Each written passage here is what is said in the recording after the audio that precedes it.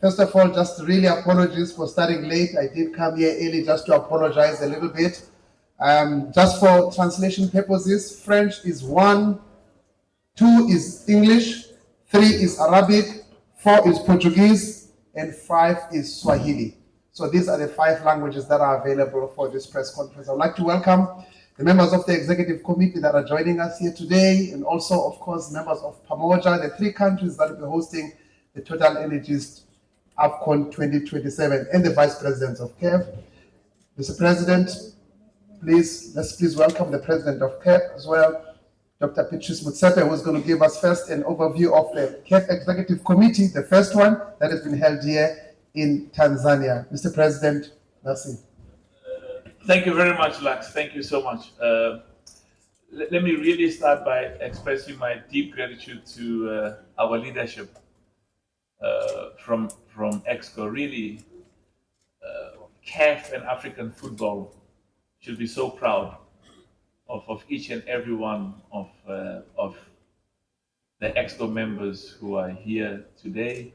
And I really want to say how proud I am listening to some of the comments and some of the advice that was made in the meeting, because I was yesterday in Brussels during the UEFA Congress, and I usually go there to see how are we comparing as Africa with the best in the world, and UEFA is indeed the most successful by many standards.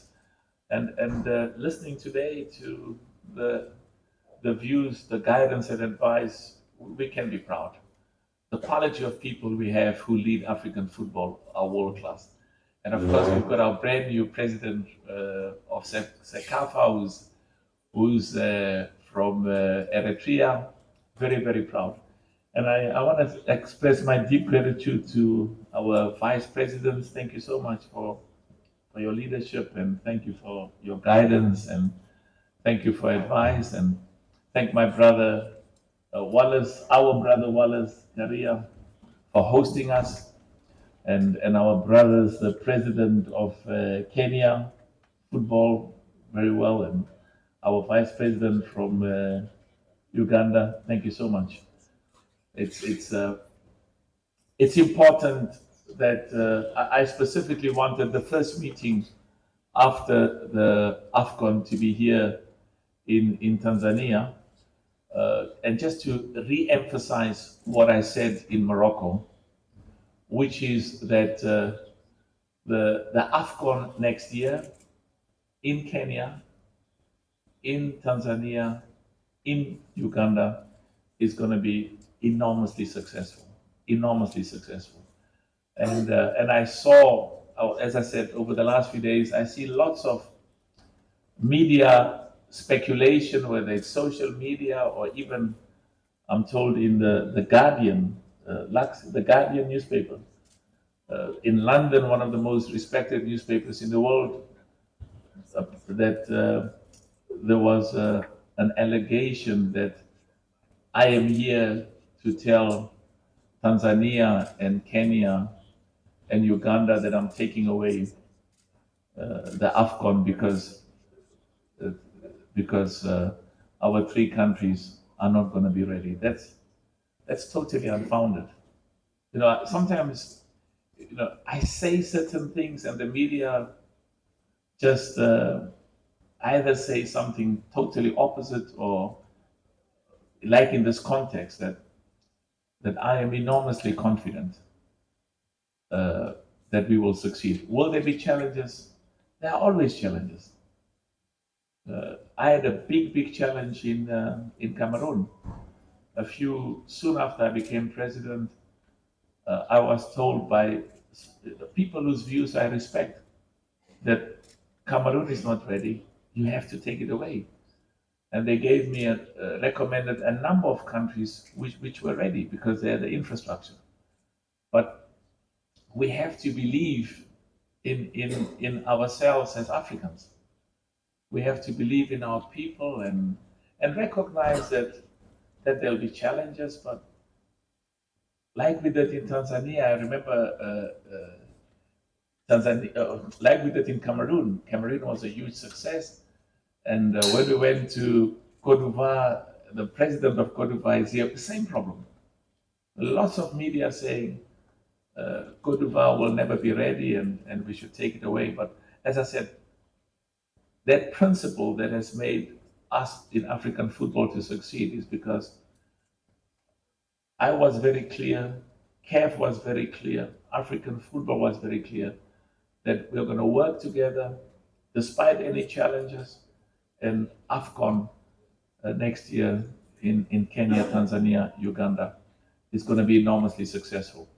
One of the reasons why I was insisting that the CHAN takes place in our three countries, even though I recognize we were all working very hard to be ready last year in February.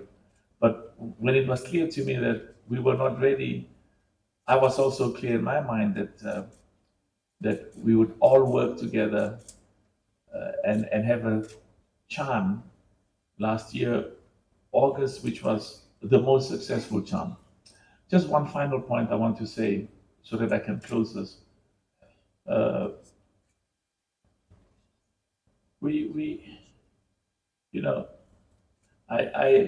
was at the World Economic Forum in Davos, and I've been going to these big meetings with some of the most prominent businessmen and heads of state, and there's always a huge obligation on us from Africa, as well as a huge commitment by all of us to make sure that we show our people that we can host an Afcon, we can host a football competition like the best in the world. We've just had the most successful Afcon in the history of this competition in Morocco. We had an enormously successful Afcon in Cote d'Ivoire. We had a successful Afcon in Cameroon. But we also have to send a message to all of our people on the continent that we believe in our capacity to succeed. We believe in our capacity to be as good as the best in the world because we have the skills and also we have the self-belief and the integrity. And that's why I really hope I will not hear this. I hope nobody will ask me that question as well. Whether the Afcon is going to be taken away or whether it's going to be in Kenya, Tanzania. You can ask me whatever question you want. If you want to ask me, go ahead and ask me. But I'm just emphasizing that I have a huge amount of confidence and I'm going to work very hard. And we are all going to work. The EXCO is going to work hard. My vice presidents are going to work hard. I'm so proud of Wallace, the president of football in Tanzania. I'm so proud of Mohammed, the president of football in Kenya. And I'm proud of my vice president, our vice president in Uganda. I'm proud of Magogo. And let me repeat, there will be information in the media over the next few months that this stadium is not ready, this pitch is not ready, the grass is not ready, there are not enough hotels, and we'll fix those challenges. We're going to have a celebration, and I was very proud, and I can say it as the president of the 54 football nations in Africa. I was so proud, Wallace, of how Tanzania played. Wallace? Yeah, I want to see you, Wallace. You are hiding somewhere, I don't know. Yeah. I go forward, you go backwards, I go backwards, you go forward. I was so proud of how Tanzania played in Morocco. Very, very proud. I was so proud of how Uganda played.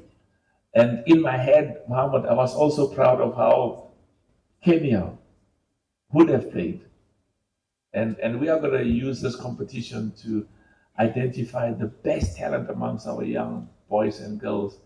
And East Africa is going to be a powerhouse of the best football on the continent, as much as West Africa is a powerhouse, North Africa is a powerhouse, Southern Africa is a power. So let's put that aside. And I really want to thank President Samia, Madam President Samia.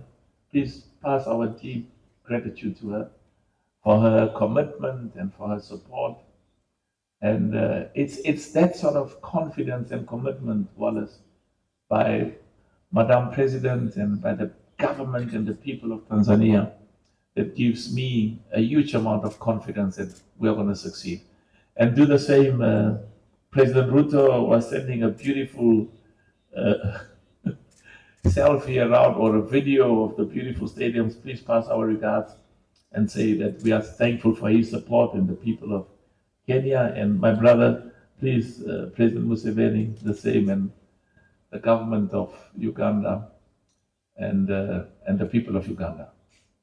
Now, I have to go and talk about Morocco. And the first thing I want to do about Morocco is to express my personal deep gratitude and the deep gratitude of the 54 member associations on the continent who represent 54 countries. Our deep gratitude to His Majesty King Mohammed VI, may God assist him. Our deep gratitude to the people of Morocco. Our deep gratitude to the government of Morocco. Our deep gratitude to our brother Fauzi and the Royal Morocco Football Federation for hosting the most successful Afcon in the history of this competition. Can we clap hands for them, please? And also to thank them for their hospitality, to thank them for the infrastructure, the stadiums, the love that was shown by the people of Morocco to all our football lovers from all over the world. We are enormously grateful. And the success of Afcon in Morocco is a wonderful foundation on which to build and provide a huge inspiration for Afcon next year in Kenya, Tanzania, and Uganda. I also want to express my personal deep gratitude to every one of the 24 nations that participated in Afcon Morocco. We are very proud of every one of you, and a special congratulations to Senegal for having won, and gratitude to the heads of state and the people of the 24 countries that were part of the Afcon in Morocco. We showed the world the best of African football, and it's a moment of enormous pride. Now, let me talk quickly as well about what disappointed me enormously. And when I gave my statement a few days after the Afcon in Morocco, I used the words, I was extremely disappointed with what took place at the final. Very embarrassing. That should never happen again. It will never happen again. It's a blemish on the outstanding Afcon we had. And of course, as president of CAF, I may not comment on the proceedings which is in front, or which was in front of the CAF disciplinary board, and is now apparently going to the appeal and will proceed thereafter and go to CAS if what I'm told will happen. But I'm very clear in my mind, as the president of CAF and as the leadership of EXCO, in the beautiful meeting we had now, and the 54 nations whose member associations are part of CAF, we have a deep commitment. Deep commitment. It is absolutely non-negotiable that we will maintain the integrity, we will maintain the credibility, we will maintain the impartiality of referees, African referees, CAF referees, VAR operators, and match commissioners.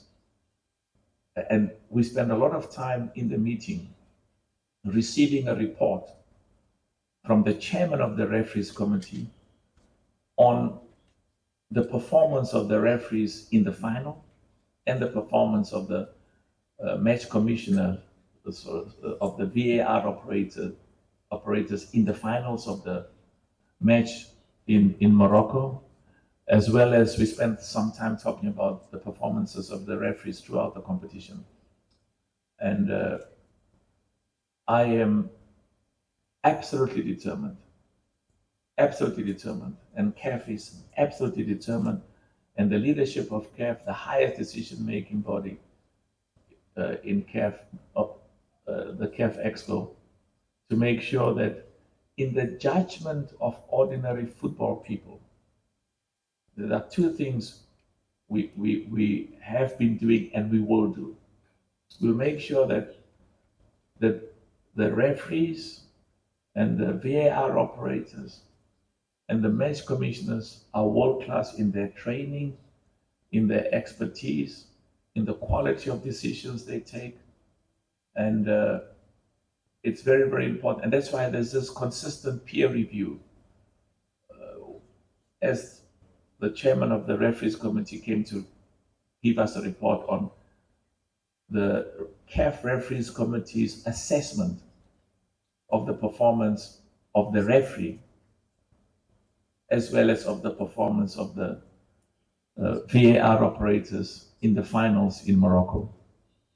So we will make sure that the quality of our referees are world-class, and to the extent that there are challenges and problems and weaknesses, we'll fix them. But another very important thing, and this is very, very essential, that ordinary football lovers in Africa and throughout the world, they must look at the decisions that our referees and VAR operators take and believe that those decisions are just, fair, and equitable. So I'm absolutely confident that the excellent report we got about the performance of the referees and the VAR operators in Côte d'Ivoire, we got exceptional reports of the previous Afcon in 2023, where the feedback was African referees, African VAR operators are amongst the best in the world. So our expectation is that Morocco, the Afcon in Morocco, would continue and maintain that exceptional respect. And the perception overall is that, particularly in relation to some of the incidences in their totality, that it was a moment of extreme disappointment for me, and we will fix that.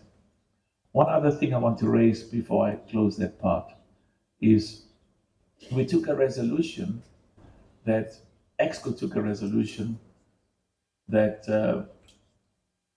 we will look at the rules, the regulations that are currently existing. And these are the rules and regulations that restricted, that prohibited, they put a limit on the quantum of sanctions and punishment and fines and various other sanctions that could have been imposed. So what we are clear is the sanction, the fines that will be imposed, they have to be commensurate. They've got to reflect the gravity of the violation, of the contravention, of the CAF statutes and regulations, or even of the rules and regulations of the game. So that we will amend the CAF statutes, the CAF regulations, and the disciplinary code to make sure that there is an appropriately severe penalty, an appropriately severe sanction for extreme and severe violations of our rules, our regulations, and also for bringing the reputation and the respect of African football and the good name of African football into disrepute. What happened on the finals of the CAF in Morocco, that behavior and conduct, we don't ever want to see again. It should never happen again. We will not tolerate it. We've got zero tolerance and zero